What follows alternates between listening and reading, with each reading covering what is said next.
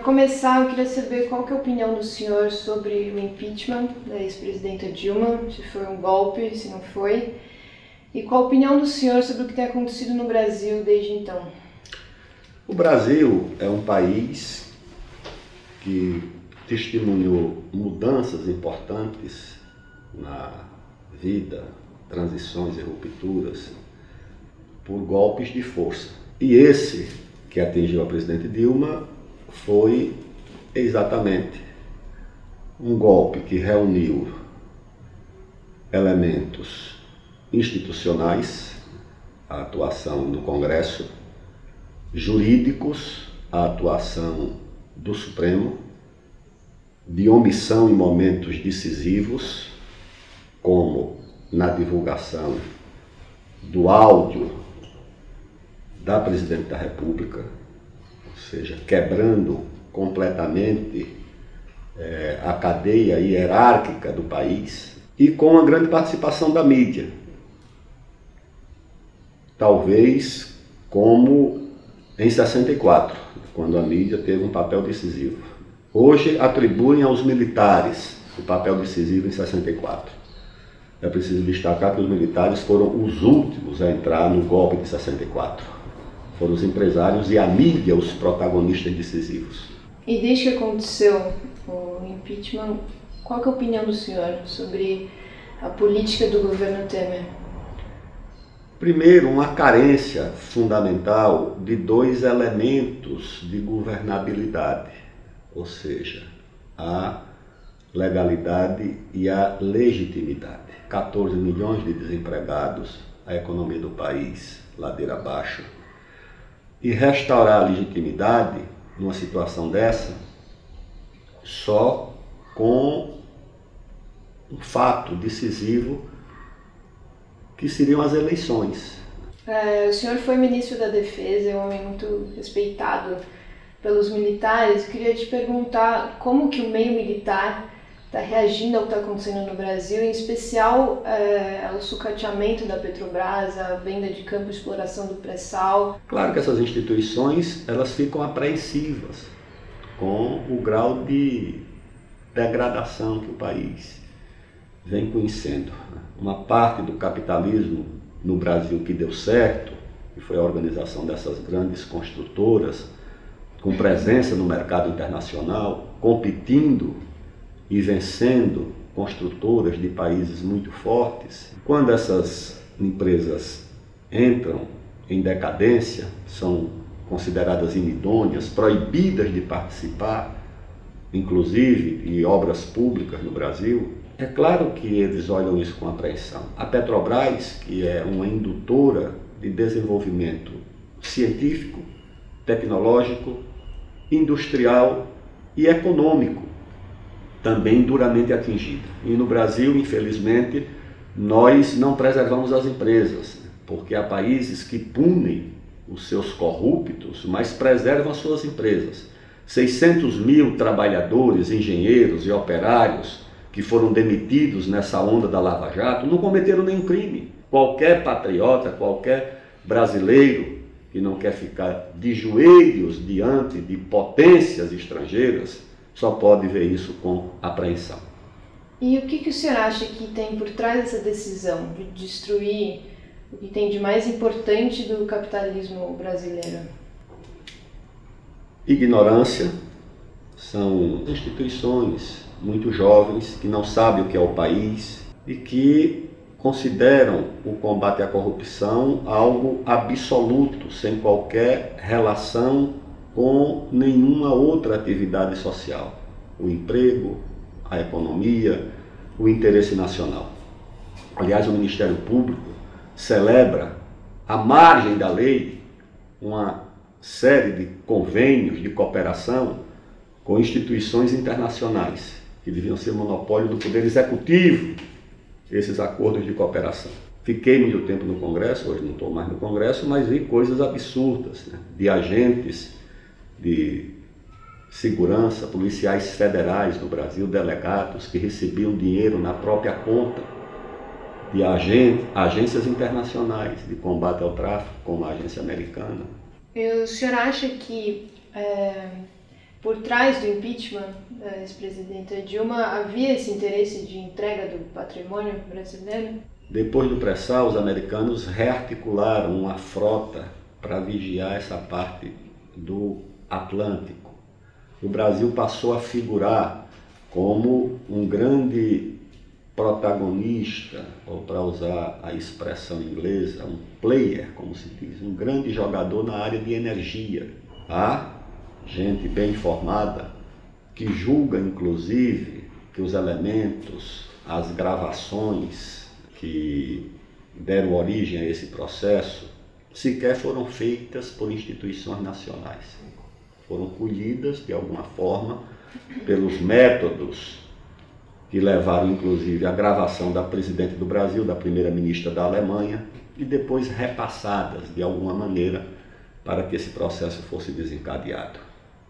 Na verdade, há méritos no combate à corrupção, isso precisa ser reconhecido, mas não se pode fechar os olhos para a destruição da economia, de empregos, de ciência, de tecnologia. Os Estados Unidos sempre influenciaram em tudo que acontece no mundo. Aqui na América do Sul, principalmente, para não falar da América Latina, nada se move sem a influência americana. Eles estão no mar da China, influenciando lá com os seus navios. Eles influenciaram em todos os acontecimentos depois da Segunda Grande Guerra, do Vietnã aos acontecimentos do Oriente Médio, a queda do governo brasileiro em 64, do Chile em 73, do Uruguai, da Bolívia, de sucessivos golpes. As evidências dessa influência americana no mundo nos conduzem, pelo menos, a uma posição defensiva, ou seja, é preciso sempre ter a expectativa de que você não está sozinho no mundo e que os acontecimentos no seu país não interessam apenas ao seu país. Esses acontecimentos interessam ao mundo inteiro e interessam principalmente ao seu vizinho mais forte e mais influente, que são os Estados Unidos da América, que procuram influenciar aqui há muito tempo. Uma notícia que tem saído envolvendo o senhor é de que o senhor está de saída do PCdoB, indo para o PSB. O senhor confirma essa informação? No ano passado, o PCdoB propôs que eu assumisse uma candidatura à presidência da República pelo PCdoB. E eu opus alguns argumentos, entre eles o que nossa aliança com o PT foi tão profunda nos últimos anos que eu acho que o PCdoB não resistiria a uma pressão do PT e terminaria por retirar essa candidatura, o que resultaria num conflito muito grande comigo e desnecessário. Porque no próprio partido havia e há quem defenda a aliança com o PT e com o Lula, o que é natural, eu compreendo. Discordo, mas compreendo, tá certo. E a outra coisa é a agenda. A agenda nacional deve subordinar as demais agendas. Não é que eu não valorize a questão democrática ou a questão social, mas eu acho que nessa etapa histórica, onde as nações mais frágeis estão ameaçadas pela hegemonia das nações mais fortes, o que cabe fundamentalmente é unir amplas forças políticas, sociais e econômicas em defesa da nação. Então, por conta desse conflito de agenda, eu estou me afastando dessa agenda do PCdoB. E tenho amigos no PSB, desde o Arraes, que era muito meu amigo, meu vizinho, companheiro de jornadas e de conversas, o Eduardo Campos, que também era meu amigo de família, inclusive, e os outros dirigentes do PSB, que também são meus amigos. E isso gerou essa ideia de que eu pudesse sair do PCdoB e ir para o PSB. Mas o que eu posso dizer é que com o próprio PSB eu tenho relações políticas muito próximas. Eles deram um passo importante agora, porque se afastaram do governo Temer, assumiram atitude de oposição, que eu acho que é uma coisa muito boa, né? Mas há incerteza, assim, o que é que eles podem fazer no futuro, e isso também me resguarda de qualquer decisão no momento.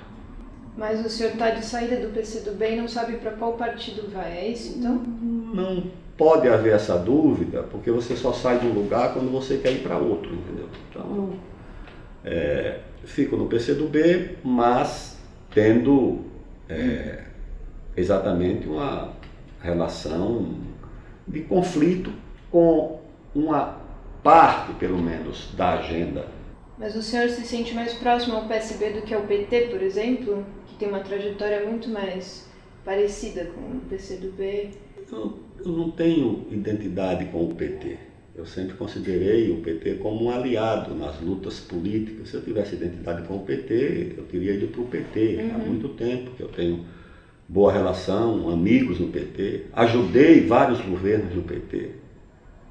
Fui ministro de 4 pastas diferentes no governo do PT. Fui líder do governo do presidente Lula. Fui ministro do esporte, ministro de Ciência e Tecnologia e ministro da Defesa no governo da presidente Dilma, o que mostra que tem uma identidade com o PT para essas alianças, mas não identidade política e ideológica, né? O senhor foi ministro da Dilma, o senhor testemunhou a favor dela na comissão especial do impeachment e o PSB votou a favor do impeachment. Isso não é uma questão para o senhor?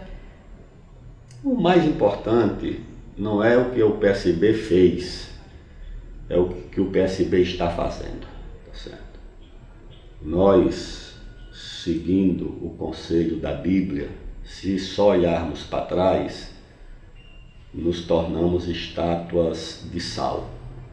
Então, é claro que ninguém concorda com aquilo que o PSB fez. Mas não é caso só do PSB, uma parte do movimento sindical que apoiou o impeachment, hoje está na oposição do governo. O senhor falou que discorda dessa aliança do PCdoB com o Lula, por quê? Porque eu acho que nós precisamos buscar um caminho que tenha a questão nacional como a centralidade. O PT, o próprio PCdoB e a esquerda colocam a centralidade na questão democrática e na questão social. Veja agora, houve uma tentativa de rebelião de servidores da CGU quanto à nomeação de um ministro. E dizem agora que 95 diplomatas estariam lançando um manifesto de dissidência, de oposição contra o governo. Eu não concordo com um negócio desse, entendeu? A esquerda se apoia nisso. Ou seja, a esquerda acha que as instituições de Estado podem se fragmentar quando isso interessa a ela. Eu acho que não. Eu acho que instituições de Estado, diplomacia, forças armadas, aparelho de segurança, não podem se insubordinar contra o Estado e contra o Poder Executivo. Outra notícia envolvendo o senhor é de que o PCdoB, junto com o PSB, o PDT, Solidariedade e o PTB, estariam articulando um apoio à candidatura do Rodrigo Maia numa eventual eleição indireta, e o senhor está sendo cotado como o vice do Rodrigo Maia. Essa informação se confirma? Houve uma reunião com a participação do PCdoB, do PSB, do PDT, do Solidariedade, com a anuência do PTB, que teria se comprometido a participar, mas depois não pôde comparecer, centrais sindicais, CTB, Força Sindical. Mas não se discutiu nem nome e nem a participação numa eleição indireta. Todos esses partidos defendem a eleição direta. Não sei, talvez com exceção do PTB. O que se disse na reunião foi o seguinte: e se a eleição direta não vingar? Se restar apenas a opção da eleição indireta? Participa-se ou não desse processo? E não se cogitou de nomes. A outra coisa que deve dar lugar ao boato são as relações que eu tenho com o próprio Rodrigo Maia, que são relações cordiais. Não são relações de aliança, são relações de cordialidade e alianças pontuais. Então essas relações explicam essa possibilidade que foi noticiada de apoio, mas não existiu essa conversa, não existiu essa discussão, não existiu esse compromisso, porque não existe o que justificaria isso, que são as eleições indiretas, né? E o PCdoB, o próprio PSB, o PDT e todos os outros estão engajados na eleição direta. O senhor aceitaria ser vice do Rodrigo Maia numa eventual eleição indireta? Isso não pode ser posto nesses termos, aceitar ou não aceitar. Isso tem que ser posto da seguinte forma. Primeiro, se vier a eleição, o que justificaria a nossa participação? A participação desses partidos.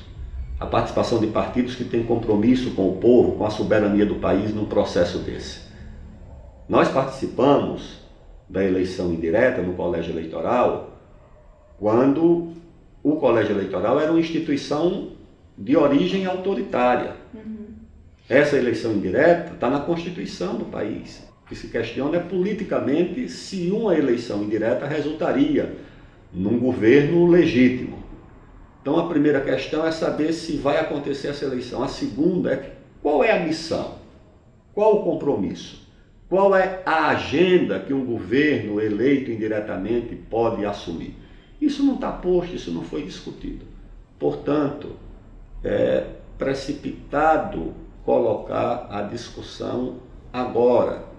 O que deve se fazer agora é a campanha das diretas, que é o que está em curso, e se discutir, na eventualidade disso não acontecer, o que é que se vai fazer. E se vai fazer, não deve ser uma coisa o PCdoB, o PDT, o PSB, o Solidariedade. Os partidos que têm algum compromisso deviam ter uma posição de conjunto. Mas o senhor que tem muita familiaridade com o funcionamento do Congresso, o senhor acredita na possibilidade, qual que é a possibilidade de serem aprovadas eleições diretas? Parece que a maioria do Congresso resiste a essa hipótese. Sim. Por várias razões. Primeiro, porque a maioria ainda está na base de apoio do governo. E segundo, porque seria abdicar, renunciar a uma atribuição que seria do Congresso. Isso tudo dificulta. Mas não é isso que nos interessa no momento.